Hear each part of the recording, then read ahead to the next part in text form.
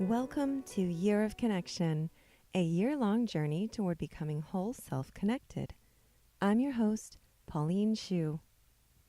We've talked before about joining something with enthusiasm, back when we touched on what it means to connect actively versus connecting passively. This week, we're going to take a more detailed look at the difference between degrees of connection, which can sometimes be confused with active versus passive.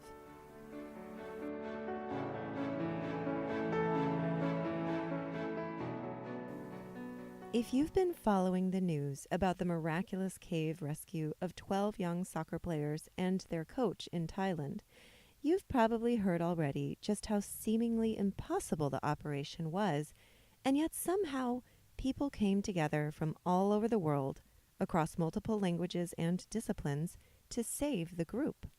It was an incredible team effort that relied heavily on the common desire of each person to help others. The New York Times reported that 10,000 people participated, including 2,000 soldiers, 200 divers, and representatives from 100 government agencies. It was a shining example of connection that transcended political lines to a truly admirable result. But beyond that, the story of this trapped soccer team and their subsequent rescue became a plight that gripped people around the world, even if they weren't directly involved in volunteering their time, expertise, or money toward a successful rescue. They still offered encouraging words and engaged in debate over the entire process, from why the boys had entered the cave in the first place to what might become of them once they were safely out. Although some of those questions are still unanswered, one thing we can say for certain is that this inspiring story connected people even though they were separated by many degrees from the rescuers and volunteers on the ground, as well as from the boys themselves.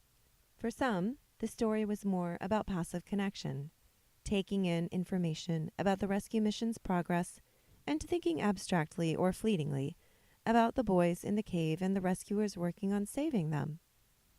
But for others, the connection was very much active, no matter how little the probability of them ever actually meeting any of the main players in the story. It's an important distinction because sometimes we think of a greater degree of separation as being naturally passive, when in fact this past week has shown that distance and not knowing someone personally doesn't mean we can't be engaged with a situation that involves precious human lives. And it's also an important distinction because active connection on any level, with any degree of separation, can lead to great change. Active connection is about interest. It's about asking questions, sometimes going out of your way to know more about another person. Active connection often creates a sense of personal caring that might not have been inside of us before, or perhaps had yet to be inspired to awaken. Active connection in situations like the one in the Thailand cave rescue often pushes us in search of finding out more in a scope much larger than what we might have initially associated with a single person, and it pushes us to grow even more connected to a situation that needs attention and help.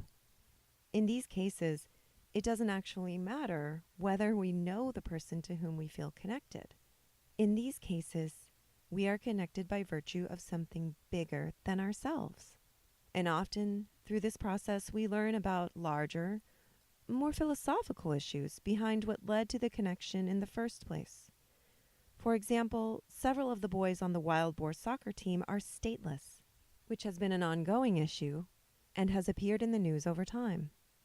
However, their struggles due to persecution and not having citizenship anywhere, something that leaves them unable to legally work or open a bank account, and therefore perpetually vulnerable to forms of exploitation, like forced labor and sex trafficking, as written in The Independent, never seemed to so captivate the world as did this search and rescue mission.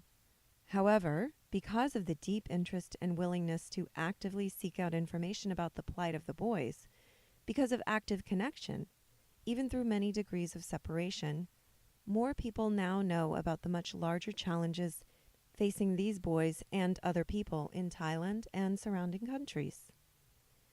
But in this case, as with others like it.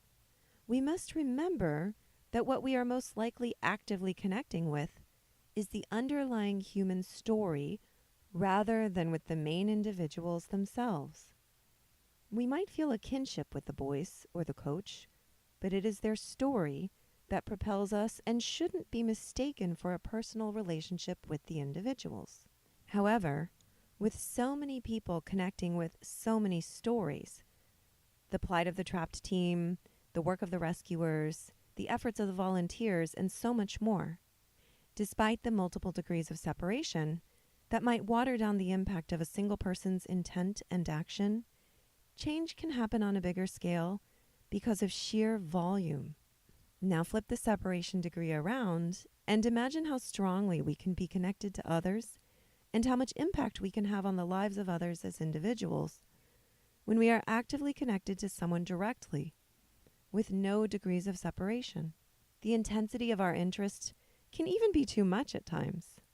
The intensity of our interest might even be too much at times. But bringing sustainable enthusiasm every day to those kinds of connections can transform a relationship for the better, because it forms the foundation for trust, which is something we'll be talking about in a future episode. None of this is to say that passive connection is not also relevant and important. It is, and it's a necessary complement to the work of active connection. It can still leave positivity in your wake and result in acquaintances that enrich your life and vice versa. But passive connection is actually less relevant in a situation where you might be separated from someone by as many degrees as children in another country whom you only know through news stories. Passive connection is most relevant within one's social circle, those who might be separated from us by 1 or 2 degrees, such as a friend's cousin, a former college roommate's rowing buddy, a coworker's spouse, and so on. We might not seek to get to know them better, but we do, quote unquote, know them in passing through social events or simply having a mutual friend or group of friends talk about them. We might also at times take on a more passive role even in close connections, so as not to overwhelm ourselves or the other person with our intensity of interest. I make this distinction because at times people automatically assume that when we are separated by many degrees from a given situation or given group of people, we are naturally passive. But as this past week has demonstrated, that is not necessarily the case. More degrees of separation between us and another person don't preclude connection. Just as with close connections, though, especially in those that are separated by many degrees, we need to take caution not to project our own values and beliefs onto the people with whom we are engaging. That is one of the major differences between direct connections and remote ones. It is much more difficult to understand the core values and standards of behavior of someone who is known to us only through other people or only through news stories, precisely because we are connecting on a level that is much more basic, the story of ages-old human trials, suffering, and ultimate triumphs. If you'd like to read more of the articles I've referenced in this episode, I share those links in this episode's show notes. And if you've enjoyed listening to this episode or any other Year of Connection episodes, consider leaving a rating or review on iTunes or other app you're listening on. Reviews help other listeners to find the content that's right for them, and I certainly appreciate them. Thank you for listening. I'll see you next week. In the meantime, I wish you safe travels.